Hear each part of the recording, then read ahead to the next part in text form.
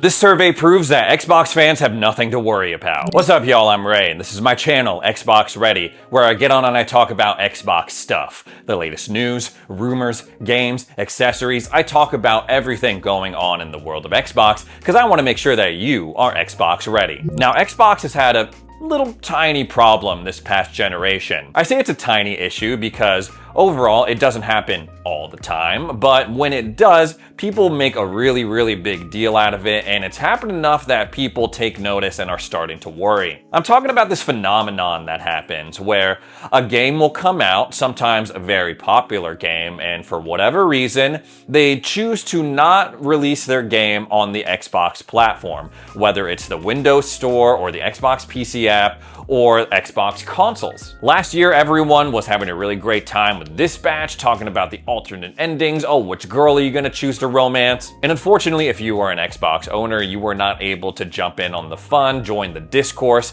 You probably had to watch one of your favorite streamers to get that experience. There was a whole saga about Black Myth Wukong and why wasn't it coming to Xbox? Is it a timed exclusivity deal that PlayStation worked out with game science? Or is it because the Xbox platform simply can't handle it, specifically the Xbox Series S? I think the worst example of this, by far, has been Baldur's Gate 3. They left no room for debate or discussion about why their game was not on Xbox. They were straight up like, yeah, we can't get co-op, we can't get split screen running on the Series S, therefore we can't launch the Xbox version of this game. Because them's the rules over at Xbox. Everything that's on the Series X version has to be on the Series S version. But even then, for as much as I love Baldur's Gate 3, and as upset as I was that specific situation was playing out, I made a ton of videos about it, and I got so many comments being like, Ray, that's not even a big deal. Who gives a damn about some weird-ass D&D game? Except for freaky-ass nerds like you. But for anyone who has wanted to play any of these games mentioned or any upcoming games that are for whatever reason choosing to skip on over to Xbox, it is a big deal. Which is why I'm sure you were worried when you saw this survey floating around that asked around 2,000 people working in game development which platforms they are interested in making their games for. This is a survey conducted as part of the GDC State of the Game Industry Survey. And again, around 2,000 game developers from across the world detailed what they thought or what platforms they were interested in working with. And the headline that came out of this that a lot of people were latching onto were that, well, they don't want to develop their game for Xbox, just look at the numbers. And if you just look at the console portion of this at first glance, it's a little bit alarming because you look at the numbers and it's like, damn, only 20% of these 2,000 developers are interested in putting their game or developing their game for the Xbox platform. Compared to PlayStation 5, Steam Deck, and Nintendo, they have almost double the interest that Xbox has. And when you take into account that last year, when these people were asked the same question, it was at 32%. So we're looking at a double-digit drop here year over year. And then you go up a little bit and realize, damn, there is a staggering number of developers, and rightfully so, that are interested in developing games for PC. And if you're just going on based off of this chart to make any broad assumptions about Xbox and their future in the games industry, you look at that 80% number and you're like, damn, maybe they were right. Of course, I'm referring to this pivot that they're doing recently where they seem more interested in PC gaming versus console. So much so that the next Xbox console is gonna be half PC. It's gonna be a PC architecture with just a console interface. At least that's the word on the street right now. And, considering what Xbox themselves are saying, I'm inclined to believe that that is the future of Xbox. So even if that number was 0, no developer was interested in developing for Xbox consoles, the Xbox Series X and S. In a way, it doesn't really matter to Microsoft because they're still technically going to be developing for the Xbox platform, just the PC side of it. Well, hold on. Yes, I realize that's hard, heavy glaze on my part. Because if you're an Xbox console owner, whether you own an Xbox Series X, an S, an Xbox One, you have no interest in building your own PC or upgrading to this PC console hybrid that's supposed to be coming out next generation. You don't care about those numbers because the worry that you have is that if enough developers developers are disinterested in Xbox consoles or developing their games for those consoles, then you're just shit out of luck. You bought this machine, $500, $300, that is doomed to get no new games because no developers are interested in putting their games on it. That has always been the worry. If enough people decide to skip over Xbox, whether it's because, oh, you know, the install base is smaller, they don't think it's worth the resources, they don't think it's worth the hassle, they don't think they're gonna make enough money to justify the development costs of porting their game on over. That's the worry, but if you look at the other part of the survey, I don't think we have anything to worry about. See, this first graph, this first survey was in regards to what platforms are developers interested in. It's just kind of like a general temperature check, and it's got so many categories that has fragmented the whole thing. Like the Xbox Ally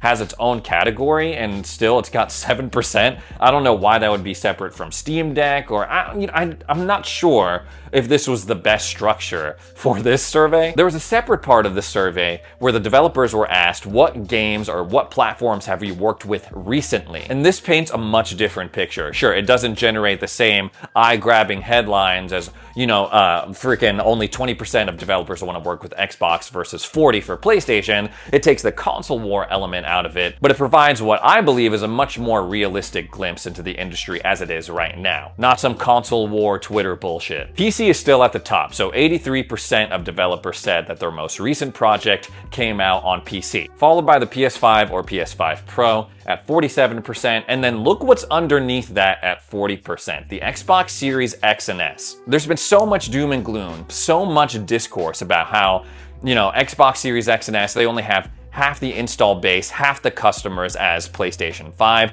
That's a well-known fact. But even so, we're only seeing a 7% difference in terms of developers getting their games or supporting their games on Xbox versus PlayStation. I can't speak for studios or publishers or developers, but for whatever reason, those entities are still seeing value in Xbox as a platform, including the consoles. I don't know how they do it, honestly, because I don't know if Microsoft or Xbox are just coasting by on clout that they got during the 360 generation, but somehow they make it happen. Yes, some games skip over Xbox for whatever reason. When it comes to Dispatch, I was reading that the studio is small that works on it and they almost went bankrupt, so they just had to prioritize two. So they went for the largest, PC and a PlayStation 5, which we see on the top two in this list. That makes sense. But as I was saying in the beginning of the video, it's not as consistent of a problem for me to really be like, damn, it's time to jump ship, guys. Xbox obviously has a ton of first-party studios that are going to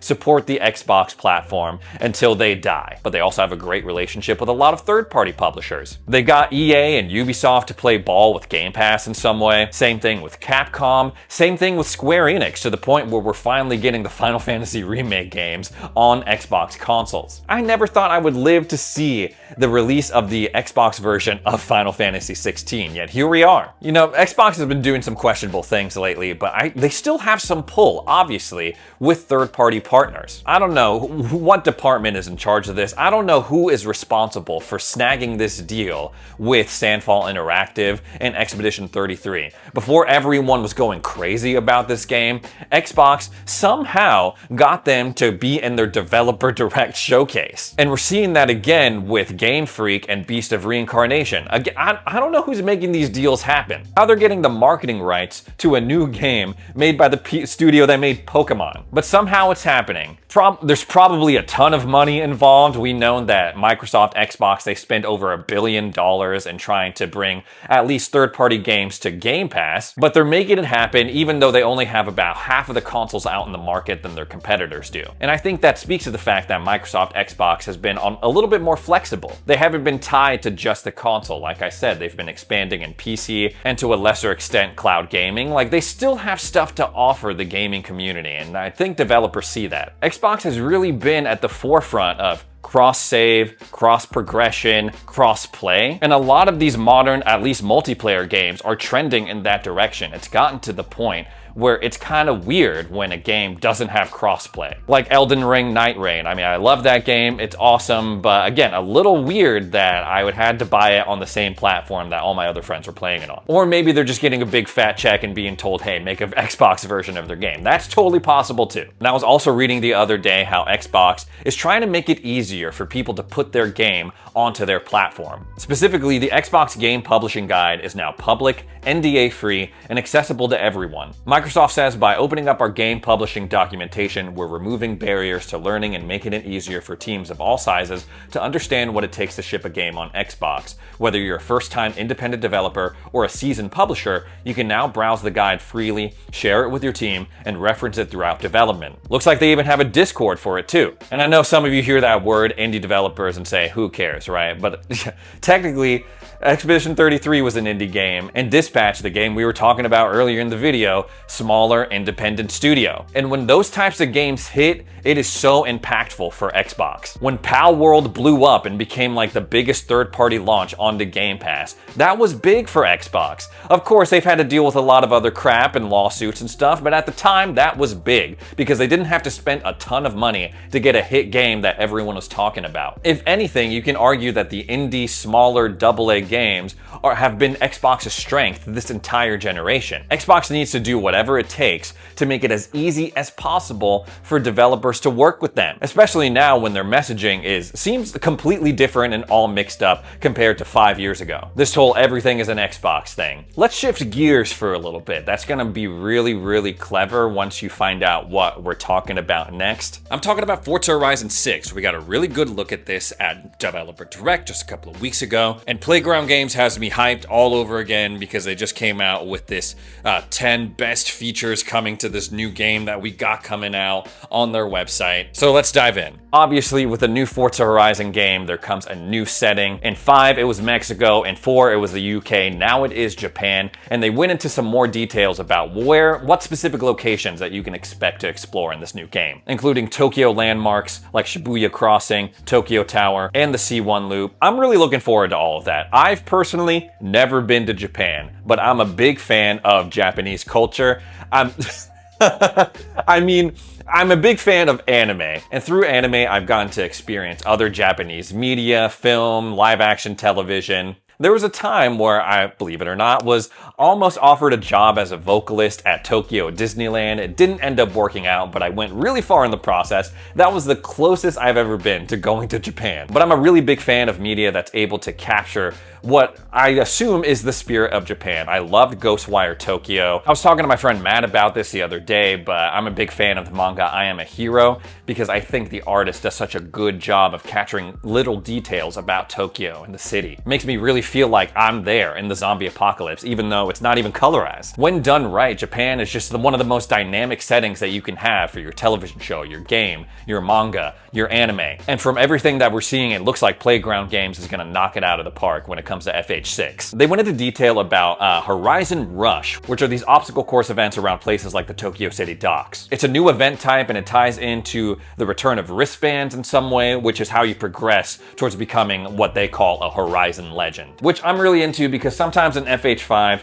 it seemed like progression just felt kind of off, like I was bouncing from event to event and I didn't really know why other than I just wanted to keep driving around. The social stuff also sounds really cool too. They talked about car meet, time attack circuits, drag meets. All of them are in this shared open world, so you can just drive past one, see like actual players hanging out in real time, I guess, and jump in all without a loading screen. On top of that, you can build and customize your own garage and just have this ballin' ass estate, like build your own house that's gonna exist in the open world that your friends can come visit. And even the new steering wheel animations, like, okay, yeah, steering wheel animations probably not gonna make or break this game, push it from a 7 to a perfect 10 out of 10, but little details like that, people appreciate that stuff. As a reminder, this game is supposed to drop May 19th. It's gonna be, one, supported by Play Anywhere, which is becoming increasingly bigger and bigger of a deal, especially with all of that stuff we were talking about earlier with Xbox going more PC, more developers are into that. So you'll be able to play anywhere, PC,